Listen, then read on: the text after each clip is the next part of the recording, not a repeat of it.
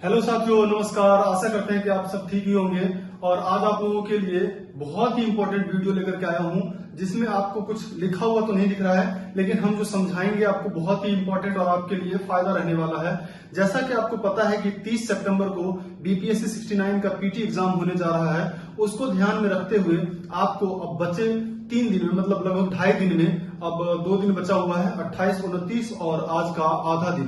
तो आप इन 2 दिन में क्या क्या चीज पढ़ेंगे उसको लेकर के हम आप लोगों को थोड़ा सा गाइड कर रहे हैं कि जिसके आपको अगर थोड़ा सा भी कहीं पर कोई एरिया कमजोर हो तो उसको आप मजबूत करेंगे।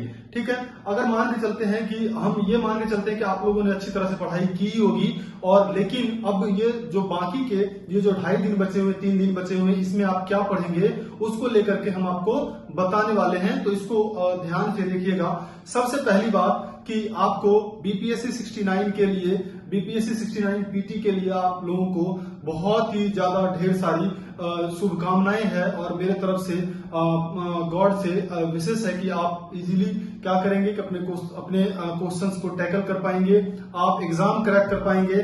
आपको होपलेस नहीं होना है और पैनिक नहीं होना है, आराम से एग्जाम हॉल में जाना है। जो सबसे पहले आता रहेगा क्वेश्चन, सबसे पहले आप उसको अच्छी तरह से कर लेंगे, क्योंकि आपको पहले से ही पता है कि नेगेटिव मार्किंग है। नेगेटिव मार्किंग पहले से ही आपको पता है कि नेगेटिव मार्किंग है, और 1/3 आपका क्या होगा। अगर आप 3 क्वेश्चन गलत कर देते हैं तो क्या हो जाएगा, एक सही का कट जाएगा। मतलब हम इसको क्या बोलेंगे, 1/3 नेगेटिव मार्किंग है। इसका मतलब 1/3 नेगेटिव मार्किंग है मतलब क्या, कि आपके 3 क्वेश्चन गलत हो जाएंगे तो एक सही वाला क्वेश्चन का जो मार्क्स होगा वो आपका काट लिया जाएगा। तो इसको बिल्कुल भी इग्नोर नहीं करना है, ध्यान रखना है इसको। माइनस नेगेटिव मार्किंग है। अब आपको अंधाधुंध क्वेश्चन नहीं करना है, आपको जो सबसे अच्छी तरह से आ रहा है क्या करना है, सबसे पहले उसको करना है जो अच्छी तरह से आ रहा है।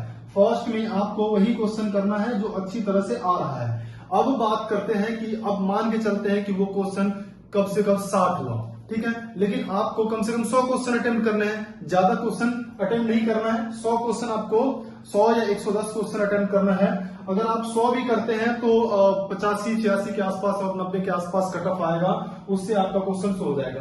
ठीक है, मान के चलते कि ये आपने कितना किया है, ये आपने 50 से 60 क्वेश्चन ऐसे हैं जो आपको पूरी तरह से पता है और आपने इसको सही कर लिया है। अब बात आता है कि 50%, 50-50 वाले क्वेश्चन, कुछ ऐसे क्वेश्चन होते हैं जिसमें आपको पता तो है लेकिन आपको 2 ऑप्शन लग रहा है कि 2 ऑप्शन में से आंसर होगा, तो इसको आप कैसे हैंडल करेंगे। तो यहां पर थोड़ा सा रिस्क ले सकते हैं। क्यों, क्योंकि नेगेटिव मार्किंग के होते होते हो सकता है कि आप 3 क्वेश्चन अटेम्प्ट करेंगे तो उसमें से 2 सही हो जाएगा, तो आपके लिए फायदा वाला है। ठीक है, और रेयर केस में ऐसा होता है कि अगर आपके 50-50 चांस लग रहा है इसके क्वेश्चन में, तो आप 3 करेंगे तो उसमें से 1 भी सही नहीं होगा।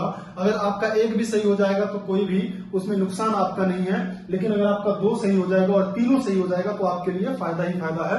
तो इस क्वेश्चन को आप कर सकते हैं। और जिसमें आपको लग रहा है कि 3 में कंफ्यूजन है तो उस क्वेश्चन को आप छोड़ने पर ही ज्यादा ध्यान देंगे, उस क्वेश्चन को छोड़ने में ही फायदा है।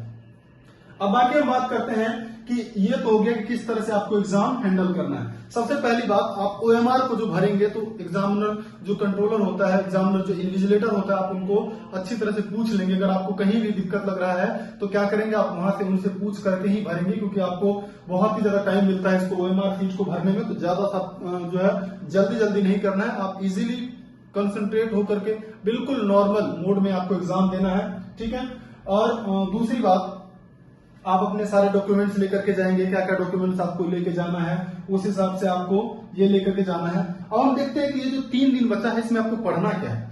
जो 3 दिन बचा हुआ है, सबसे पहली बात आपको पता है कि जो हिस्ट्री का पोर्शन है, इसमें से 28 से 32 क्वेश्चन आएगा।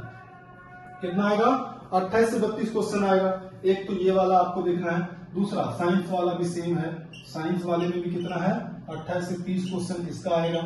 ठीक है, करंट को देखना है, और करंट वाला क्या देखना है, करंट अफेयर्स देखना है आपको, इसमें भी 30 से 35 क्वेश्चन आएगा।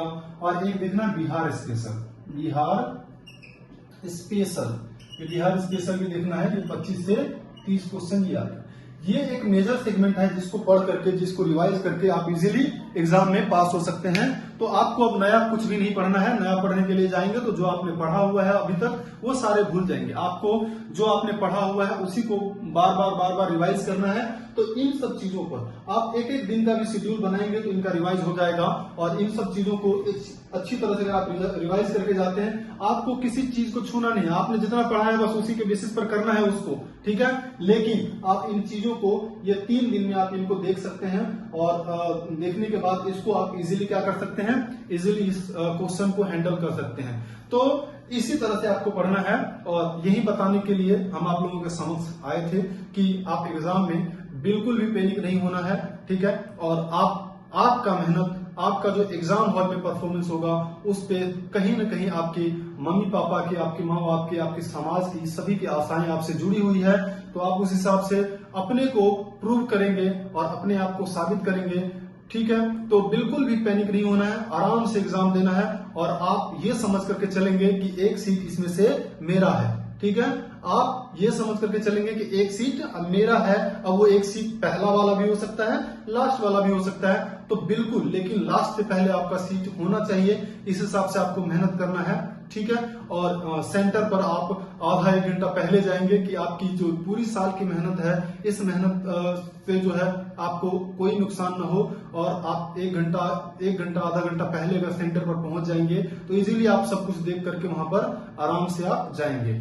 और OMR को भरने के लिए पूरी तरह से गाइडेंस होता है। हर चीज को आपको पढ़ करके जाना है सही से और उसी तरह से एग्जाम देना है, ठीक है। तो मेरे तरफ से again best wishes all of you, सभी लोगों के लिए, आपके लिए बहुत ज्यादा शुभकामनाएं हैं कि आप अच्छी तरह से पेपर करके आएंगे और अपने माँ बाप के सपनों को पूरा करेंगे, साकार करेंगे और आप साथ साथ अपने भी सपनों को साकार करेंगे कि जिसके लिए आपने इतना ज्यादा मेहनत किया है वो मेहनत आपका जो है रंग लाने वाला है।